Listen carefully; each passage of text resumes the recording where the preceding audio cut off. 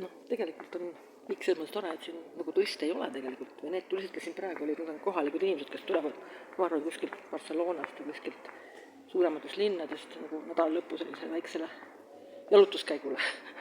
See on natuke teine värk. Et jah, et isegi see hotell, kus ma elan, et seal on nagu mina olen vist ainuke turist seal, jah, et ülejäänud on mingid, kes on haiglasse on tulnud tööle ja muud töölised, teetöölised ja muud töölised. Ja see on minu jaoks kõige nauditavam asi üldse, et ma olen selline monogaamne turist, et ma nõuan, et teisi turiste ei oleks, et mina oleksin ainuke. Ja noh, kui käia nendes kohtades, mis mulle kõige rohkem meeldivad, siis see on täiesti võimalik.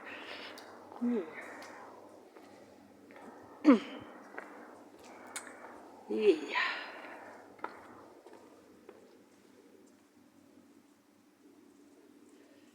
noh, siis on muidugi seda reisides seda päris sallivust, sõbralikkust praktiseerida näiteks igasugust huvitavate hullude narkomaanide ja jätistega ühistranspordis sõita ja alati, kui ma nendes ühistranspordis olen, siis on mingi psühhoosis narkomaan, kes vehib kätega, karjub näiteks ja noh, igasugused hullud.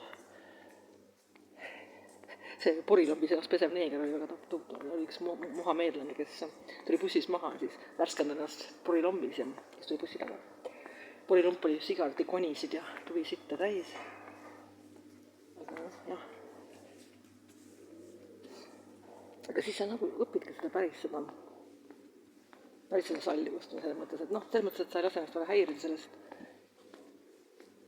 Aga noh, need, kes need integratsiooni korraldavad, ma juba mõtlen nende peale sellises olukorras, see saab naarma lihtsalt, nad ei peaks vastu, nemad kutsuvad mingisuguse pestud ja kustud lemmiklooma endale sinna konverentsile ja siis mõtled, et nad on hästi sallivad ja sõbralikud. Ei, tegelikult inimesed on luust ja lihast ja paljud on neist problemaatilised. Issand, kus siin on jõulu need kaunistused üleval. Vist jah. Nii ma jah, täna pean nüüd hotelli tagasi minema välja tšekkima, siis seda rongiga Puigcerdaasse, Prantsusmaa piiri äärde.